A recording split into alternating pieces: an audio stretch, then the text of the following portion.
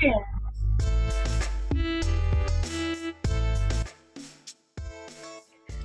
afternoon, everyone. Good afternoon. The music that you're just listening to is the theme music, the soundtrack. They keep correcting me.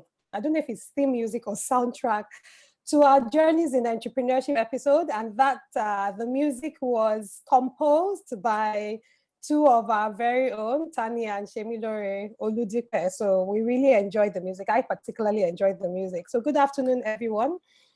My name is Adenike Adeyemi. I am the Executive Director for Faith Foundation. Faith Foundation is Nigeria's foremost nonprofit that works to foster enable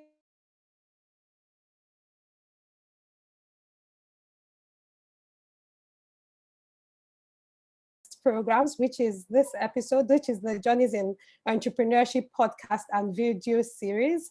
And you're on our live Q&A, the fourth one that we're having in this episode. The Journeys in Entrepreneurship is a video and podcast series that features different entrepreneurship stories and journeys in Nigeria by Nigerian entrepreneurs. And the special dynamic we have is that we have one entrepreneur interview another within the same space where they share their experience, share their journeys, insights, and lessons learned. Quite a number of these episodes, we not even a number, all of them were recorded before the COVID crisis. And given that a lot of things have also happened in the business world, across the world since then, we also thought to have this live Q&A to bring to perspective a lot of things that have changed, but also to create an engagement platform where we have other entrepreneurs asking the entrepreneurs that we featured in each episode to share their experience, share their insights, and just exchange knowledge. And so you're all once again welcome to this fourth episode of our live Q&A. And in this particular episode, we're featuring two people. We're featuring Mrs. Femi Olayebi and Mr. Abdulsalam Kassim Baba. We just premiered their interview, their pre-recorded interview earlier today at about midday. And so once we're done with this Q&A, please go to our YouTube page, our Facebook page, and all other live platforms for Faith Foundation to watch pre-recorded episodes. And so right now, I'm just moving into, first of all, giving a very brief background of our two special guests today before we start the conversation. The first person I will introduce is my Egbon, Mrs. Femi Olayebi. She's the creative director at My World of Bags, which is a design manufacturing company that produces a beautiful range of handcrafted products.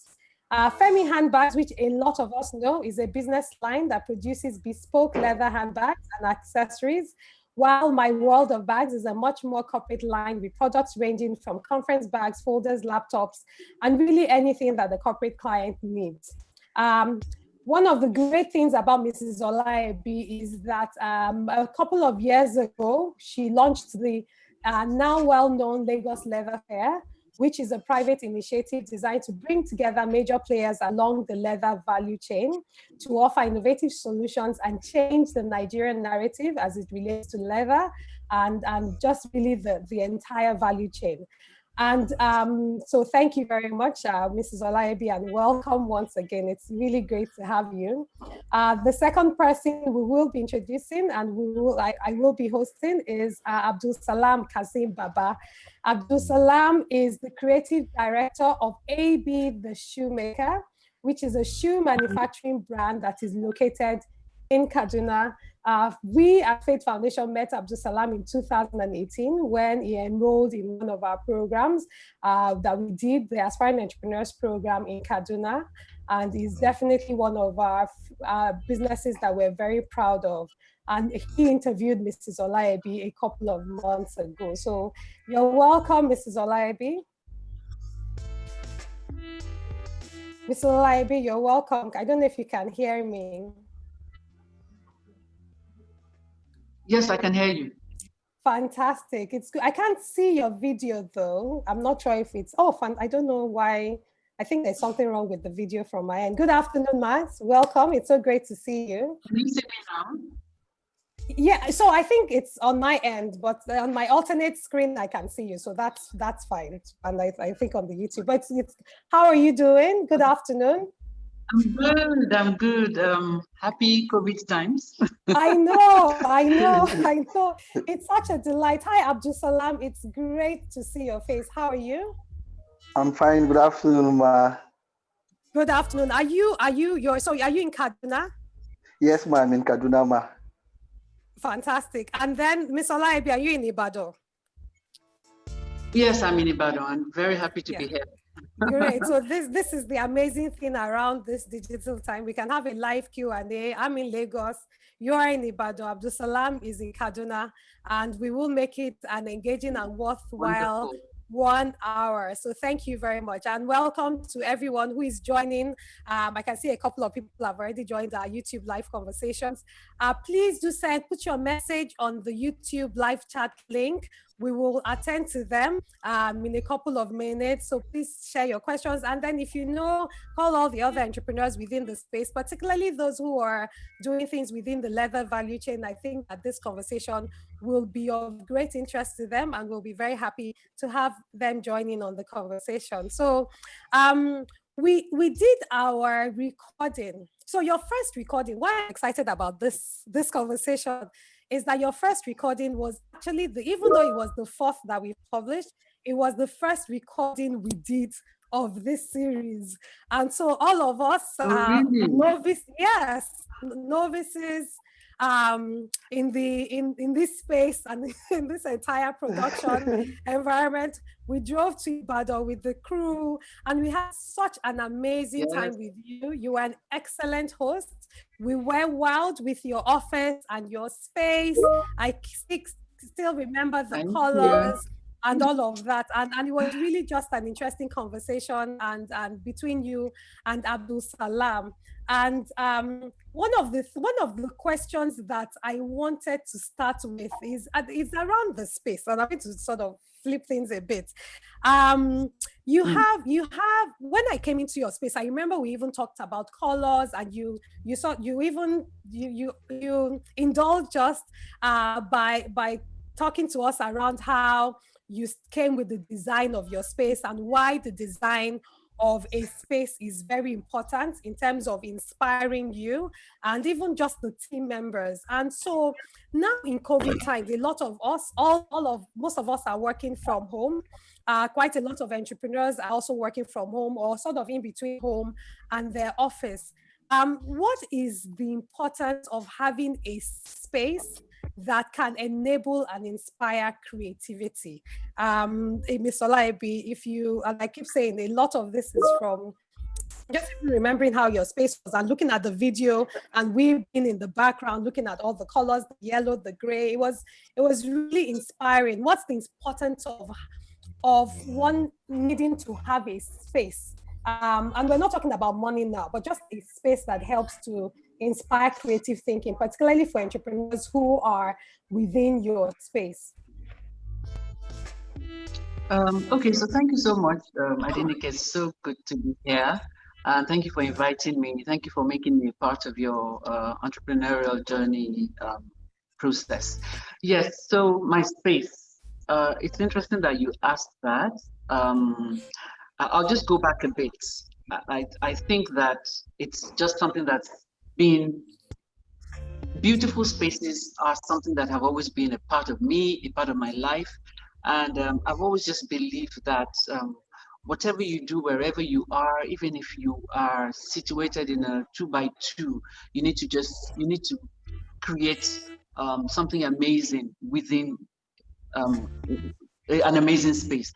So I know that I'd always worked from home. I'd worked from home for many, many years before I moved into this space. And I remember going to New York sometime in 2009, I believe it was. And that was the very first time I was going to have the opportunity of actually visiting a leather factory. And it was a mentoring opportunity for me at the time. And I had gone on to job shadow the handbag designers. and they took me around their spaces, their offices. They took me around their factories, and I was really inspired by their workspaces. And there were a bevy of laptops, mood boards all over the place, very spacious spaces, and there was just something so creative about that space, and it's I related to it so much, and I knew that that was exactly what I needed and was working towards, because I just believe that uh, a, beautiful spaces inspire creativity. Open spaces also, because you have the opportunity to learn, you have the opportunity to grow, you have the opportunity to think, and because I surround myself with beautiful things all the time, I find that it's pretty easy for me to just flow, and go along with the flow. So being in a space like mine has my space is a dream come true, and I say that it's just the beginning. So being in a space like mine, people walk into my space and they ask my team, "Do you ever really want to go home?" And then they answer and they said, "Well, if I work here, I wouldn't want to go home, because I would just want to I would just want to keep working and working, because I'm inspired by things around me." And even in placing our furniture pieces, the colors, the books all around us, there's so much room for creativity.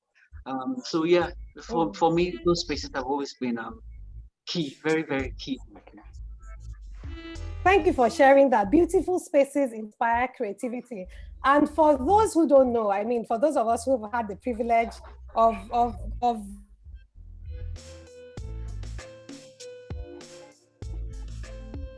Oh.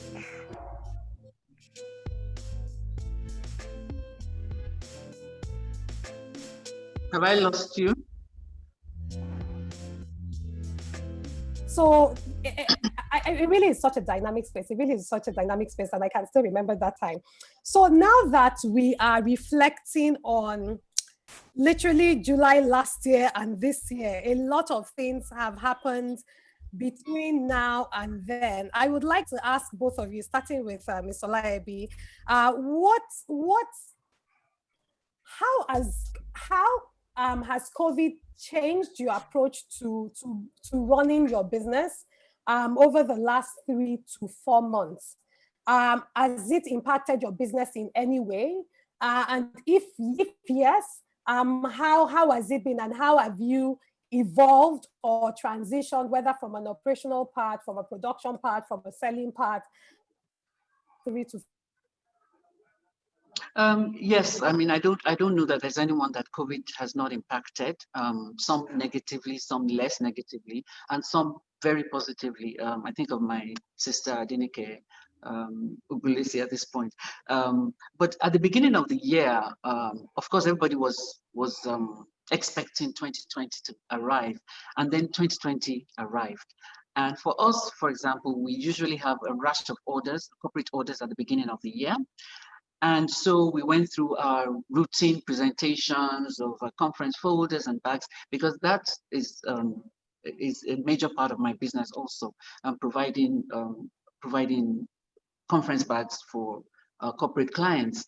And we did all the presentations, but found that there were no responses. Our clients were not responding, and we would keep calling them back and forth, but they seemed very slow to respond. And I guess it took us a while. It took us a while for it to sink in that there was a pandemic, and that they were not going to invest in products or conference bags or folders that they were not going to use, or if there was not going to be any event. So everybody was unsure, it was uncertain.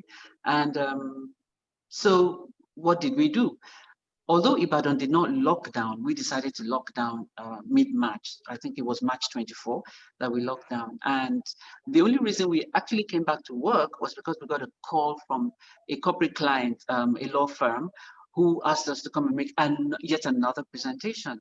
So we came back to the office, and once we made the presentation, we decided, you know what, why don't we just stay? So we put all the protocols in place, sanitizers, the usual thermometers, and got the factory workers to come in batches. However, we knew that things had drastically changed. First of all, what I did, I didn't let anybody go. So everybody still remained on my payroll.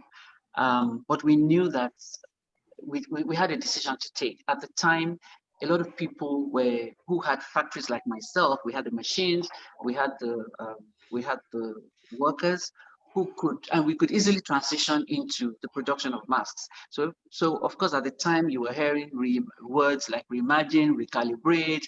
Everybody was redoing something, and Yes. we needed to take a decision at the time. Do we jump on that bandwagon? Do we make masks? Just like everybody else, because we could. But I think it's still small voice said, yes, make masks, but do not sell. And so, because again, most of our leather handbags are lined with the Daviva Ankara, so we had Yes. quite a lot of that. So what we did was then repurpose the Ankara and start making masks. So we made, if we did not make up to 1 million masks, it must be really close. But we donated everything. And then on the other hand, we decided during what we had also done during the time away was we managed to breathe, because we're all just racing and running. And what we could then do was sit back and sort of take a 360-degree view of our business, take a deep dive into the business, look at what was working, look at what was not working. For I call them my C-suite staff, we could, of course, do Zoom meetings. And so we were meeting on a very regular basis. As we did that, we were also, of course, hoping that the tailors would remain healthy mentally, and we just kept communicating with them, because they're a different ball game, and we can't have this kind of Zoom meetings with them. So basically, that's what we did. But beyond that, we then decided that we would do a lot of product development, because there were so many ideas I had, and I just never had the time to execute them. So we came up with a few lines, so we started making prototypes. So it was a very, very strange time. Strange also because we even hired during this time, which, I mean, one of the rules is do not hire. But we did, because we have a project coming up, and we also felt that it was a very good time to sit with professionals and tackle all the back end stuff that we needed to do for the project that we had coming up. So it hasn't brought in tons and tons of cash, but it's been very positive for us. Okay.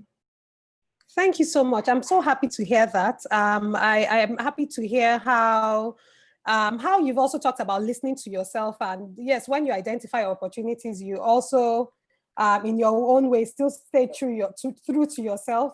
I liked the idea of using the existing fabric that was already there. You're not buying any new fabric to a large extent. And you also made it, you did charity even on that journey too. Abdulsalam, over to you. In Kaduna, I'm assuming you've been in Kaduna all this while. How has it been for you? I know that they were also locked down in Kaduna, like with Lagos, with Abuja. How has running your business been? Have you been able to run your business? If yes, how have you been able to run it? And what impact has it made in your business model? And what are the learnings from the last 3 or 4 months that you'd also like to share? It's a beautiful evening, everybody. Thank you for having me once again. For me, when the COVID started, I was a bit kind of confused and skeptical. Kaduna was part of the first state that was locked. Yeah. And by the time the whole cities were shutting down, we started telling ourselves people are not going out, so they are definitely not going to wear footwears.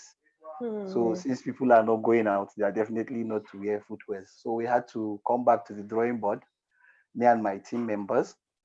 We had to re-strategize on how to send our marketing message. So what we tried to do then was to position ourselves after the whole COVID, post-COVID, that is after the whole lockdown incident, so that people could still remember us. So during that time, we did a whole lot of cold calls. We call our clients and customers just to check on them, to know how they are faring, and to make sure they are safe, just to set a reminder in their heads that we still care about them. It's not just all about the money. And we also use the time to re-strategize, because as at that time when the lockdown started, I was actually working on another project, and the lockdown had to shut down everything. Can you hear me? My network has been misbehaving. Yes, we can. We can Okay, hear you. We perfect. can hear you loud and clear. Perfect. So I had to shut down everything, and but so far so good. We've learned a lot, and it has helped us to re-strategize in case of the future, and we've learned so much from the pandemic. Thank you very much. So, Mrs. Olayebi, if I go back to you, one of the things that I think that I liked in your response, or getting from your response again, is that even when there's a crisis, the opportunities to do different things. Sometimes it can be an opportunity to just sit back and do some of those things that you would not even have had an opportunity to do if business was as normal. It gives you an opportunity to evolve, to understand again what is priority to the customer, and then what's even priority for the business. How do you ensure that your team members are safe, but also creating channels that work for each team member? So you described that you have maybe some who are more technology friendly than others. So how do you also communicate with those who may have the challenges? One of the questions we have that just came in was that, how do you manage team members, or what are the lessons that you would share in managing team members within your business who may be semi-skilled and semi-literate, particularly from a digital perspective, particularly given the restrictions around movement? So you don't have as much in-person interaction with them, which was required pre-COVID time to guide them. So what are some of your learnings and insights that you would share with entrepreneurs who are within your space and have to work largely with semi-skilled or semi-digitally literate? I won't say semi-skilled because they're skilled in what they're doing. So I'll rephrase it as saying that semi-digital literate to a certain extent. I hope you understand the question. Yes, I think I do. So basically, how do you deal with machinists or tailors who are not yes, tech savvy? Is that the question?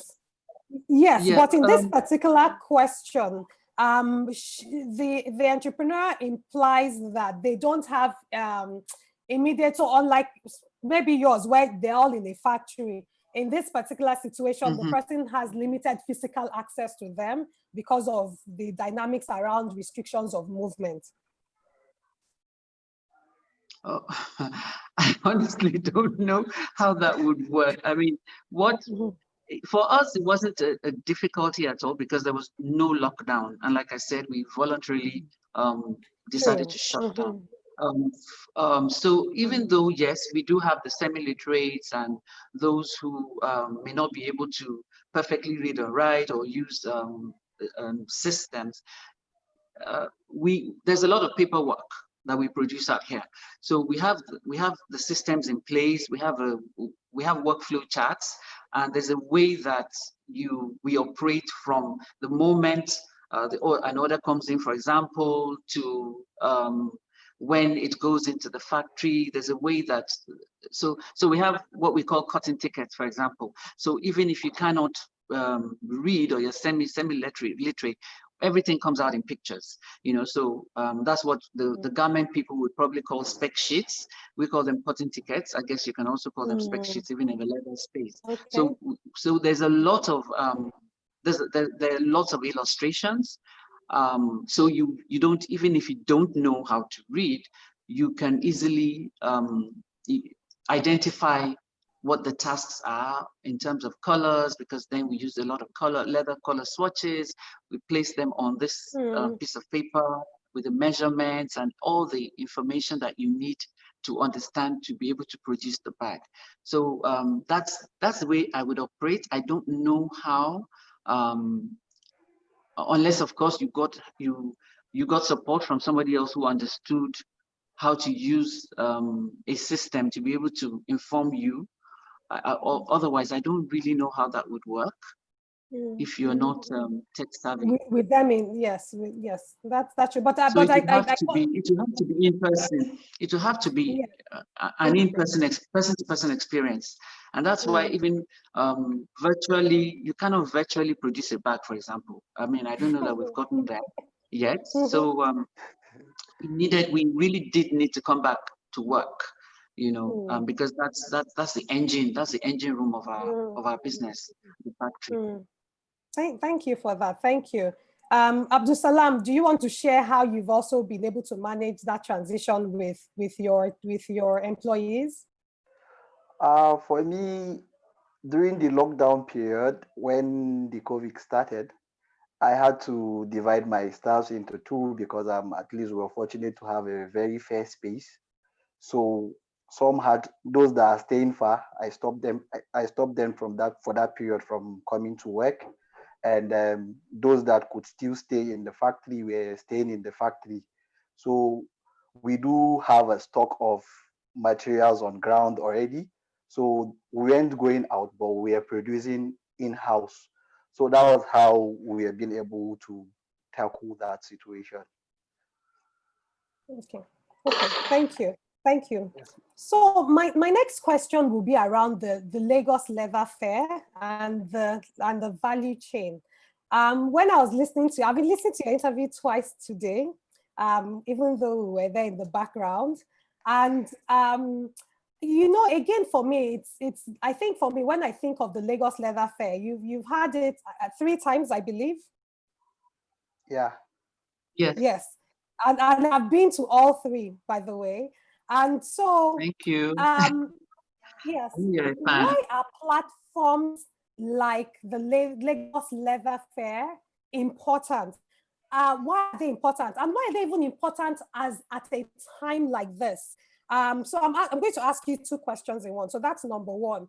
Number 2, during your interview, you also spoke a lot around the value chain and the opportunities within the value chain, because a lot of time when people look in your space, they just go straight to the production and the sales part. But during your interview, and there was a question Abdulsalam asked, and you spoke around just some of the gaps and the opportunities along the value chain that are crucial and also as important as the ones that are much more of the front-facing one. So can you speak a bit more around the opportunities within the value chain for other entrepreneurs who do things around leather? And also, why are platforms like the Lagos Leather Fair important in also enhancing the value chain, particularly for Nigeria?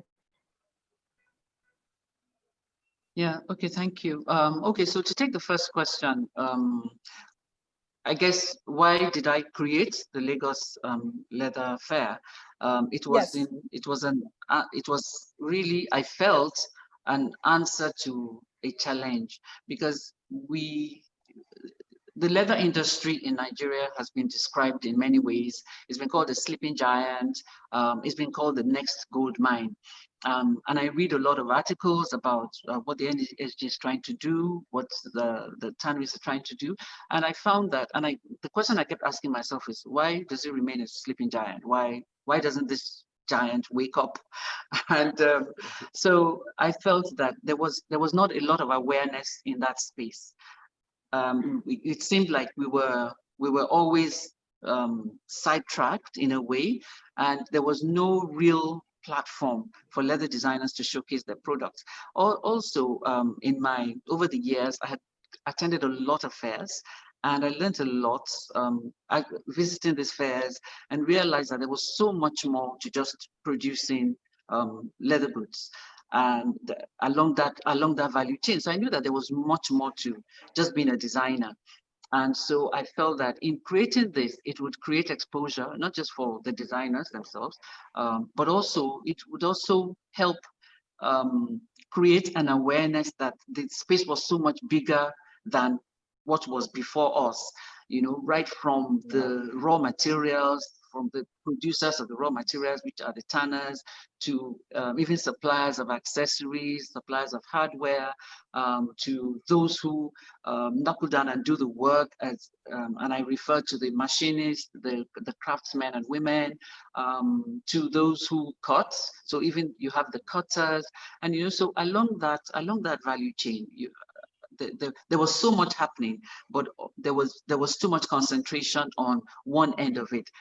There's the distribution, there's access to market. There was so much, and I felt that in creating that platform, it would create exposure, and it will help even the policymakers see that there was more to it than just picking up a handbag or picking up a shoe. That there was a lot that needed to be done if we needed to start talking about exporting of Nigerian leather goods, of Nigerian finished leather goods, FLGs. So for me, that was the main reason, and I believe that is why it's important, because so we become a significant aspect of the creative industry, and we're not just ramrolled into other sectors. Yes, we are under fashion, but we are I believe that we're a niche sector. In terms of what the opportunities are, I think that the opportunities, sorry, can you still see me? It's okay. We can see you very clearly. Okay, I think the opportunities are immense. However, again, it boils to exposure and to what people are used to. So most people just want to become leather designers. So whether you're a footwear designer or handbag designer or designer of small leather goods or luggage or whatever, that's all a lot of people see. And that is not to place the blame anywhere. It's just the way we've been taught, and also maybe a lack of exposure. But I go back again to the States when I visited and realized that there was so much more that we could do. So I visited a particular factory and noticed that there was a lot of collaboration going on. So a designer, just to use an example, would take her ideas, would start with her ideas, which belong to her, would take it to a prototype maker. And a prototype maker would then proceed to look at all the measurements, to look at all the entire style and create a prototype. And then from there, it goes on to the sample maker.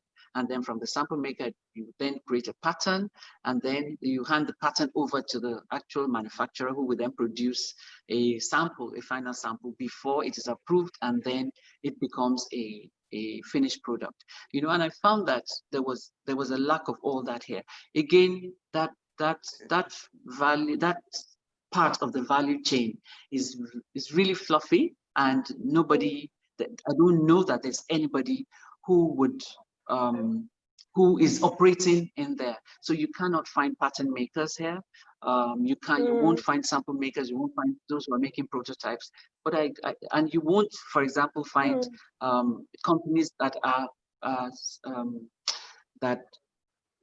are supplying hardware.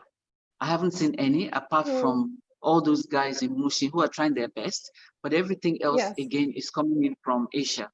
So there's not enough emphasis on the middle part of that value chain, and I feel that there's so much more that we can do. So it's really a lack of understanding, I think, of the entire chain, what the possibilities are, what the opportunities are, and there's so much more that we can do. But I think it comes from education and educating ourselves. At the end of the day.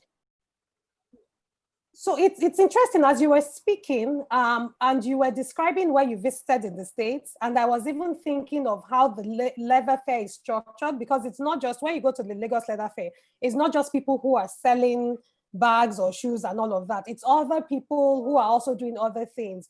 So what came to my mind was an industrial park where you have people across the value chain, where they're doing things from end to end. So just some sort of, do you think we will get there anytime soon, or is that something perhaps that you are on the path to doing? So, and by industrial park, I'm using the term loosely, which is what they use in other industries, where you just find it's a large space, obviously, usually significantly subsidized by the government, where you have people across the entire value chain. So it's a supply and demand thing, and everybody knows, for instance, with this particular sector, that everything, all things leather has accessorized from the beginning to the end. You can get that there.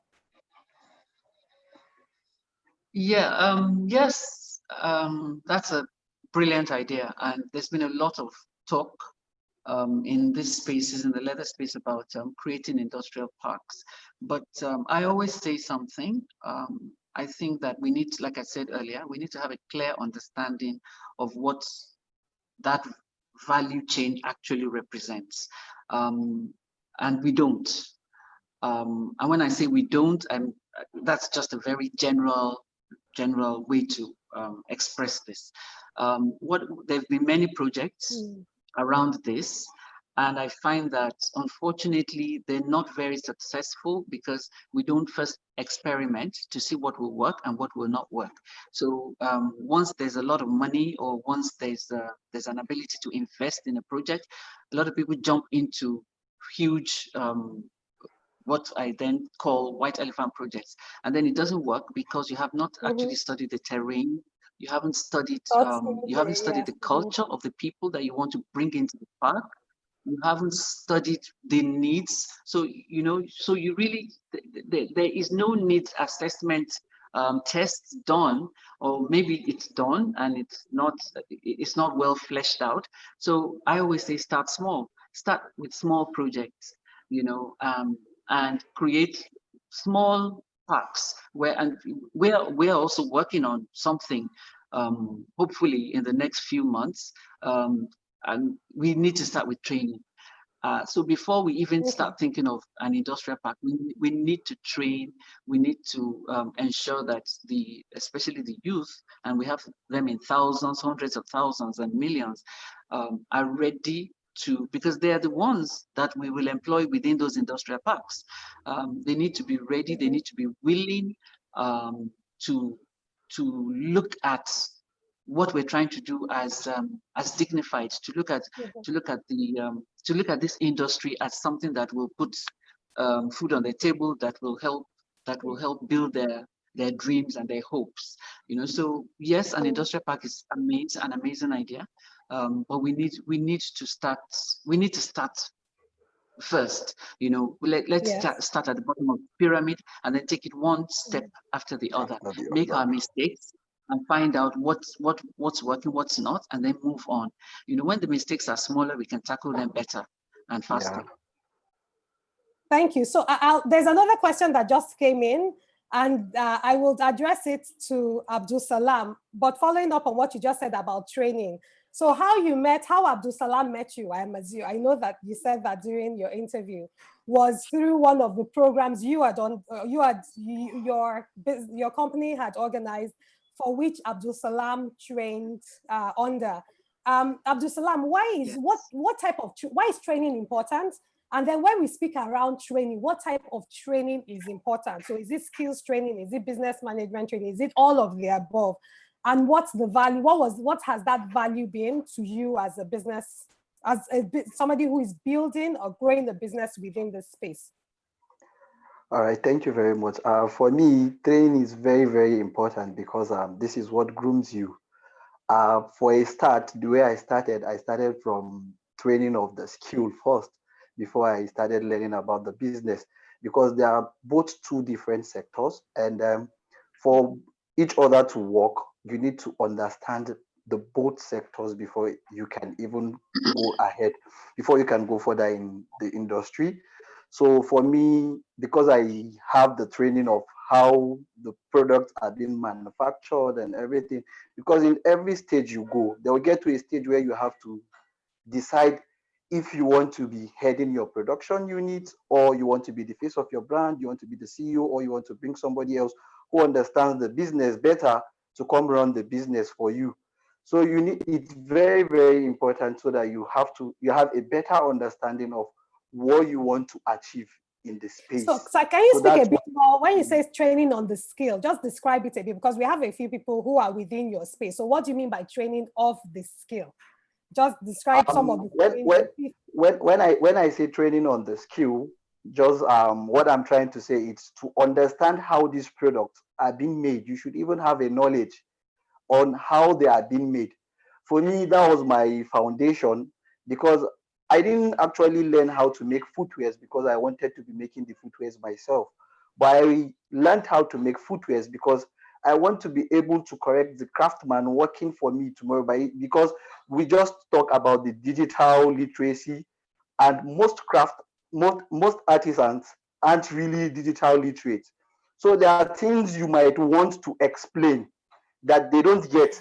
But because you know how to do this, you can single-handedly show them, whether by sketching, whether by doing it for them to see, then they pick it, so that it enable you get your end product. Because sometimes some of the challenges we face, it's trying to interpret those designs in your head to the next person or the next guy who is supposed to bring it to a reality. So to me, I thought about that before I went for the skill training, so that I can be able to easily speak the language they understand, because every industry, every craft has their own language, have their own tools, have their own materials. So if you cannot communicate well to the designers, then there's a gap between you and that designer. So that's why the training skill is very, very important. And it's part of the project I'm working on before we went for the COVID lockdown. And by God's grace, I'm hoping by Monday to start the first skill of training that I want to do. Because when I went for that NEPC training, I told them I was going to pay it forward. And that is exactly what I am trying to start now. I'm about to train 60 youths on both bags and shoemaking, and to, to create awareness for them so that they get to understand the leather space before they become whatever they want to become in the leather space. Well done, well done. And the NEPC is Nigerian Export Promotion Council. Yeah, right? In collaboration. Okay, so with that's a with Femi Handbags. So that's a good segue into another question from one of our entrepreneurs, Precious, who is in who finished from one of our incubation programs, and she has she also even exhibited at last year's Leather Fair. So she does handbags and accessories, and she asked the question around how does an entrepreneur break into the international market. And so, Mrs. Olayebi, I wanted you to answer that question, but from the perspective of also the importance of standards and quality assurance, because you spoke about this also during the interview. So how does an aspiring entrepreneur, an entrepreneur within the leather space, access the international market? Yeah, so let me just leave it as that. So please, over to you. Okay, thank you. Good question. Which it's a question we as designers always ask ourselves. But for me, my own personal experiences have taught me a lot about that transitioning from your local to the international market. I think that the first things first. You need to build a strong brand, because one of the first questions that an international brand, or if you wanted, for example, to try to get into a departmental store, one of these multi-brand department stores, one of the first questions they're going to ask you is, where have you placed your products? Because they want to know that you are a brand with a good reputation. They want to know that if they wanted 500 pieces per month, you are able to produce. They want to know that the level of your quality, your standards will not go down. Right. They just want to know that you are a reputable brand. So I am never in a hurry to push that page. There's absolutely nothing wrong in wanting to aspire. We all do, but I think that we just need to get it right. First of all, you need to build a strong brand in your locality. That is my opinion. It doesn't always work like that, but that's what I believe to be true. Because again, like I always say, I don't want to be a pop-up in a department store for a month or for a week.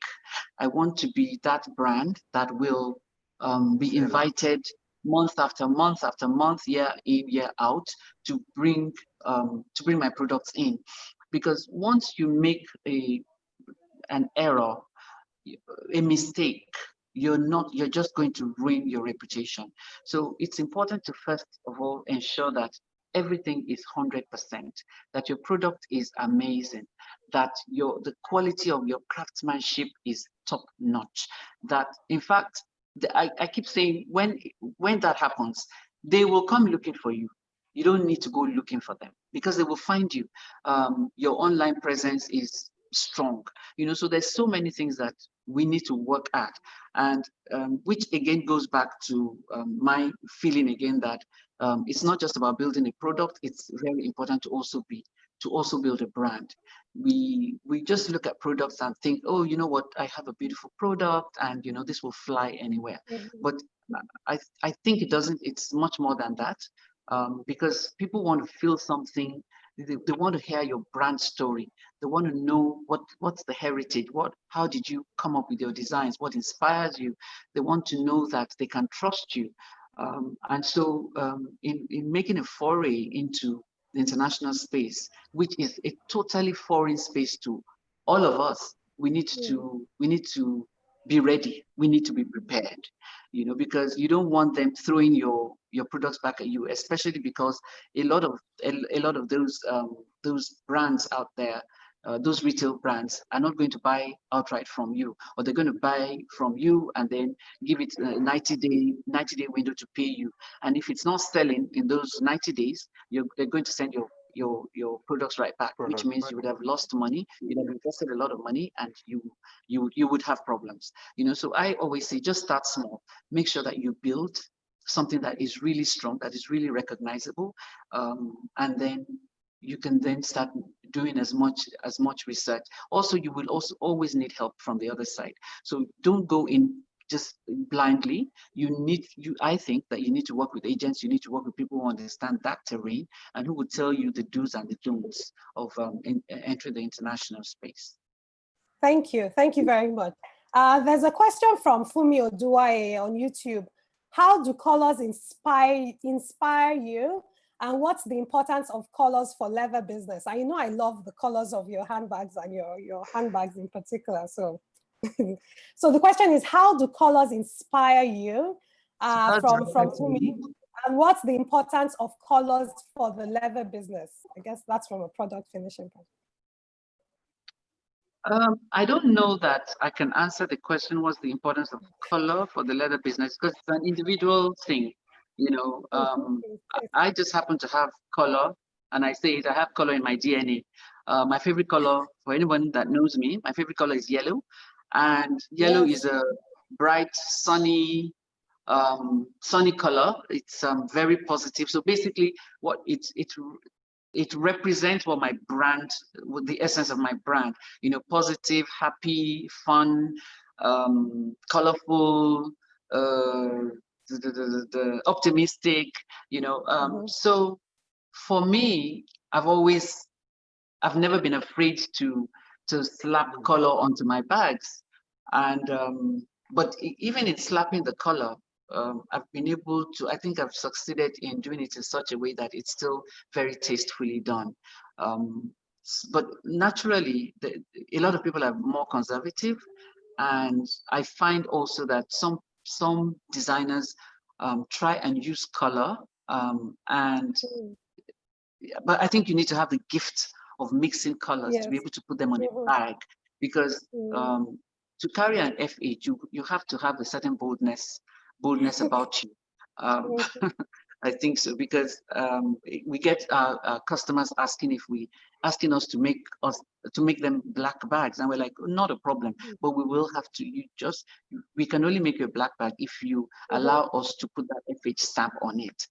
So yeah, it depends on your target market. It depends on who you're marketing your bags to. So really, at the end of the day, it depends on you and what you want and what you want your products to look like, what you want your handbags to look like, and what message you want those handbags to be putting out there. Yes. with your Fantastic. brand. It's Yes. so, the brand messaging is so important. So yeah, color is great, but then you need to be. I am known for my color, but then that doesn't necessarily mean that it works for everybody. Thank you. So we have a lot of more questions coming in, and I'm aware that we just have 10 minutes left. So what's the first thing you would recommend for someone interested in this line of business? And then what aspect of the value chain would you recommend for someone who is setting up a new business? And that's from Rotimi Oyekomi. So what's the first thing you would recommend for someone interested in this line of business?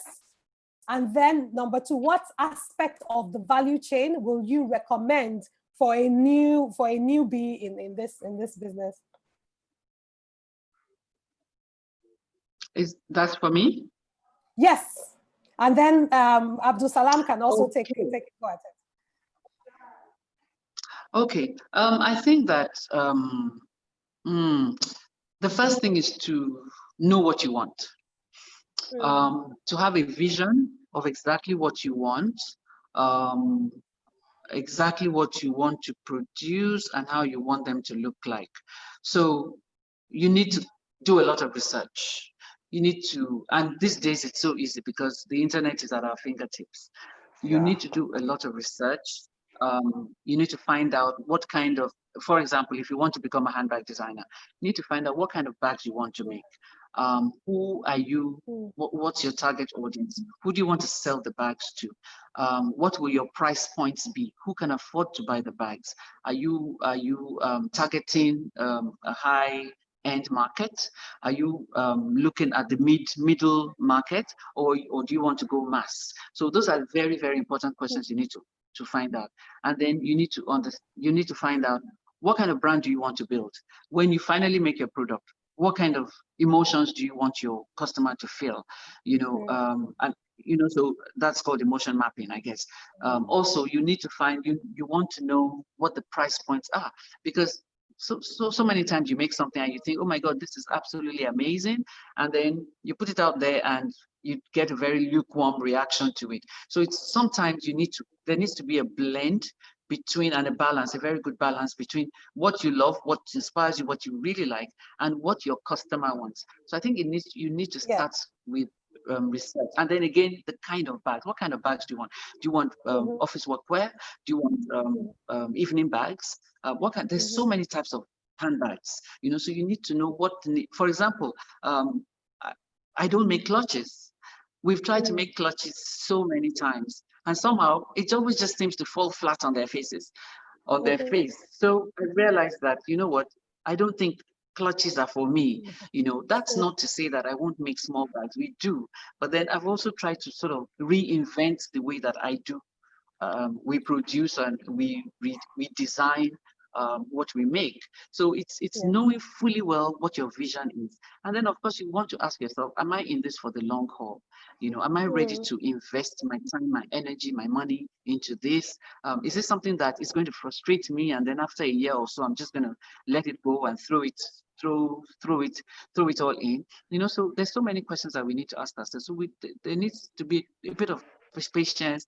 Then you need to experiment. You should experiment and see what's working, what will work, what will not work. And then instead of trying to design and then also produce yourself, I think we have to get to that stage where we form collaborations. So we have the designers on the one end, then we have those who make patterns. These are really things that can happen. I guess we always ask ourselves, how many people out there? Are there enough people that want patterns to make it worth my while? We can't know until we try, and there's so many businesses out there. There's also product photography, which is, even though it's not part of the leather space, but it is such an important aspect. I find that there are not enough product photographers around, so we are struggling, getting people, because a lot of the photographers are used to covering events, weddings and stuff like that. My question to them now is, now that they know weddings or the smaller weddings, now that they know events, those lavish events, what exactly are you doing? Are you learning product photography? Because right now, if you have a weak digital strategy, then you haven't started. So this is the time to actually check your online presence. And how do you get a great online presence? It is by having amazing visuals. Who creates the visuals? It is the photographer, the collaborations between the photographers and models and stylists and all that. So there needs to be a synergy all the way. And again, that answers the second question about opportunities. So there's so much that is involved in it's not just about production of leather. You're working into a factory. There's so much that happens along that value chain, and that's why I added photographers, because even we struggle with product photographers, because they are just one-way minded and they don't really understand the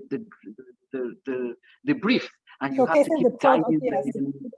Yeah, so it's very frustrating, but there's so much out there. There's so many opportunities that we can grab at this point, to make it all work and come together nicely. Thank you very much. So again, more questions are coming in. There are 2 questions around pricing. In fact, there are 3 questions around pricing. How do you price yourself? And you sort of addressed that, but I'll let Abdulsalam quickly respond, and then if you also want to add anything to it, particularly if the price point at the final of the input product of the leather is high.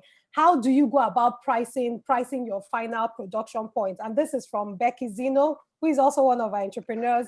Rotimi had a question also around quality and pricing, and then another person also too. So please, Abdulsalam, we have 4 more minutes. Wow. For me, pricing, it's a very huge topic on its own. And I was fortunate to be part of the AEP class where pricing was treated. Pricing is very huge, and because we're all in, despite the fact, how do you go around it? We have the primary pricing and the secondary, the primary cost and the secondary cost. These are what you have to put. These are some of the factors you have to look before pricing your product, because even despite the fact we have passion for what we do, but we are in it to make profit. So you need to understand what it costs you to produce that product, both your primary and your secondary costs, and you need to understand what percentage of profit would you want to make from that product too. So it's I can't talk on pricing at once, but that's just a rough summary on how to go about pricing. You need to understand your primary and your secondary cost, then before you talk about your profit. So thank you very much. Together, Olayebi, do you want to add anything? Well, very quickly, because we have little time. He's absolutely right. And again, what I also find is that sometimes a lot of designers underprice simply because they're afraid that if the price go a bit higher, they're not able to sell. But you need to value yourself more. You need to place more value on the product, especially if you're confident that you have come out with a very good product. So pricing is not always based on the cost of the primary cost or secondary cost. There's also something called value-based pricing, and in our case, all our prices are value-based. You look at the product and you ask yourself, how much am I willing to pay for this product? And that's the price we put on it. And it's worked for us. It's worked for us so far. Fantastic. And that's also because you know your market, and those are the people that you're also targeting. Yes, exactly. So it's important that you don't try and go to a teacher who's earning 15K and try and sell a product that is 60K, for example. So you need to understand what exactly your target market is, and you need to understand what they can afford and what they're willing to pay for. Fantastic, thank you. So I'm going to ask, because I know we won't be able to end at 5 on the dot, I promise that we'll be done at 5:05. I would ask one more question and then we'll round up. So thank you. This is actually the first time we've had to do this in our Q&As that we've done. A last question from Banker. Banker is also one of our entrepreneurs based in Abuja, behind a business called Oludidit. She asked that if you built your workspace, your amazing workspace, which we spoke about, in 2020, would you continue to go ahead to invest and spend on it? So I don't want to assume that I know what she's saying, but so let me read it again. If you built your workspace, if the year you built your workspace was 2020, would you continue to go ahead to spend on it?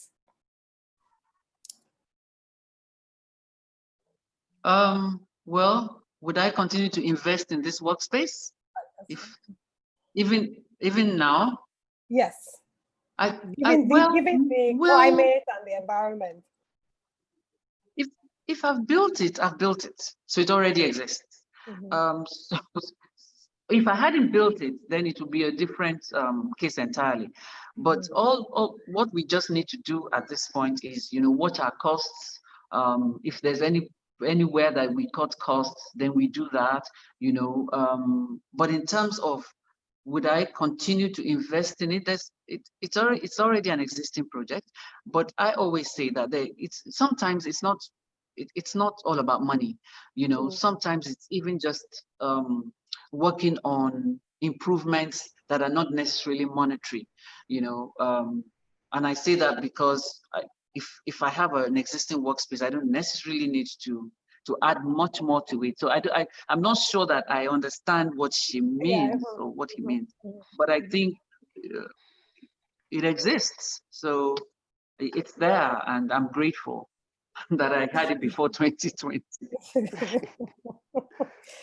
Yes, thank you. So what's next for you, Abdulsalam? What do you see for the next year? What's next for you, whether in terms of growing the business, in terms of your product lines? What's next for you? What are your next plans? Please share with us. For me, my next plans are actually the project I started earlier this year, yes. Which is a leather hub. Because from the day after the interview, I was very, very inspired by the space. And though I had this idea of wanting to have a training center, but I had to change, my perspective changed after the podcast, because I understand there is a very huge gap. And if we that are in the industry don't come out to let people understand, okay, there is space and the value chain is huge, so that we create awareness for people to know about other space in the industry, we'll always keep having just shoemakers and bag makers here in Nigeria. So we need to create awareness. So that was what led me to to the project I am currently working on. So for me, it's to push it to become bigger, and for people to know about that space, and for people to come use the space and facility. Fantastic. Thank you. Thank you. Ms. Olayebi, should we be expecting a virtual leather fair this year? What's next? How did you guess?